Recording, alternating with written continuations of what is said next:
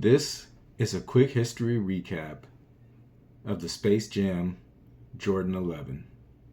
They first appeared in the 1995 playoffs. They were designed by the famous and renowned designer Tinker Hatfield, who is also responsible for most of the Jordan retros that we now love.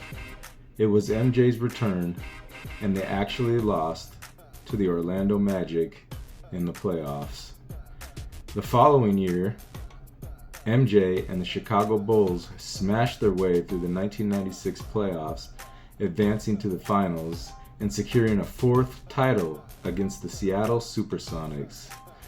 These shoes were obviously named after the iconic 1996 movie of the same name, Space Jam, starring Michael Jordan himself and Bugs Bunny and the Looney Tunes. They were first retroed in 2000, and they were never initially, before that time, released to the public. They were once again, in 2009, retroed again, and at this time, they featured a royal blue Jumpman and a low-cut patent leather. They were also at that same time referenced by Lil Wayne in the classic Drake song Forever, which also featured Eminem and Kanye West. And if you remember the lines, "Hello, it's the Martian, Space Jam Jordan." We all remember that line. That line was amazing, and that song was amazing, and these shoes are amazing. So moving on, in 2016, they were retroed once again with original specs featuring the higher cut of patent leather and a Concord Jumpman. In 2019, we got the less popular Jordan 11 Low IE Space Jam. And the irony of that is, Michael Jordan actually played in those. But for some reason, they're just not that popular. Now, in 2024, on May 18th, we are finally getting a low Space Jam 11, featuring a royal blue Jumpman with a retail price of $190. So now I want to go ahead and go over the Space Jam a little bit and talk about them. As a lot of you may know, the Jordan 11 is actually one of Michael Jordan's favorite shoes. I think it is his favorite shoe, and it happens to be one of my favorite shoes as well. This is a 2016. As you can see, it has that high cut patent leather, and it also features the Concord Jumpman.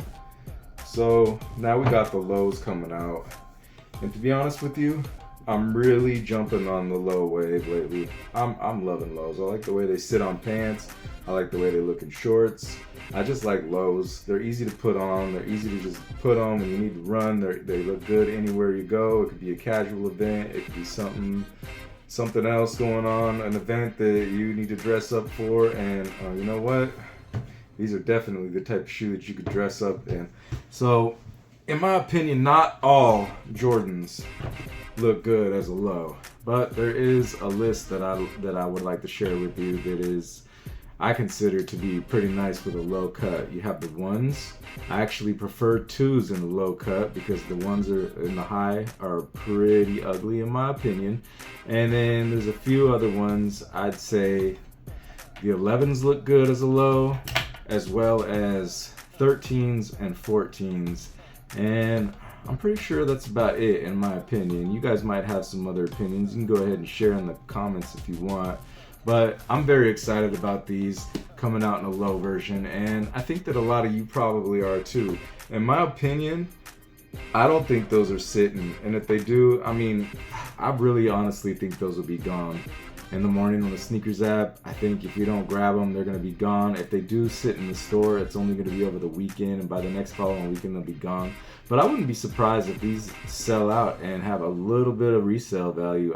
It's a Jordan 11.